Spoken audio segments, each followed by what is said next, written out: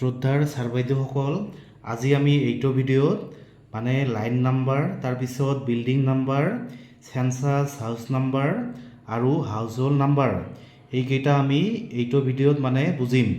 প্ৰথমে কি number 1 line number, এইটো হৈছে কি এইটো HL ও এপছে মানে নিজে জেনেৰেট কৰিব, এইটোক মানে এটা চিৰিয়েল নাম্বাৰৰ নিচিনা।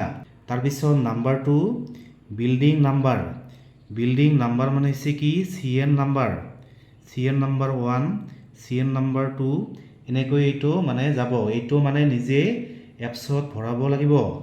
তাৰপিছত এইটো হৈছে কি নাম্বাৰ 3 চেঞ্চাছ হাউচ নাম্বাৰ বা CHN নাম্বাৰ, এইটো মানে এপছত অটোমেটিকেলি জেনেৰেট হ'ব।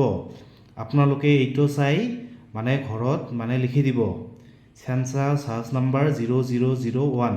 তাৰপিছত এইটো হৈছে কি number 4 house hold number, house hold number মানে হৈছে কি ফেমিলি নাম্বাৰ, মানে কেইটা পৰিয়াল হ'ল, মানে মুঠতে কেইটা পৰিয়াল হ'ল।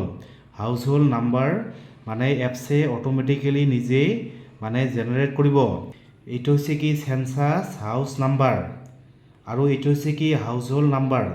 এই দুটাৰ মাজত পাৰ্থক্য হ'ল যে চেঞ্চাছ হাউচ নাম্বাৰত মানে সকলোবোৰ ঘৰে আহিব, মানে বিদ্যালয়, মন্দিৰ, তাৰপিছত ফেক্টৰী, তাৰপিছত পৰিয়াল হাউচ হোল্ড, এই সকলোবিলাকে মানে চেঞ্চাছ হাউচ নাম্বাৰৰ ভিতৰত আহিব।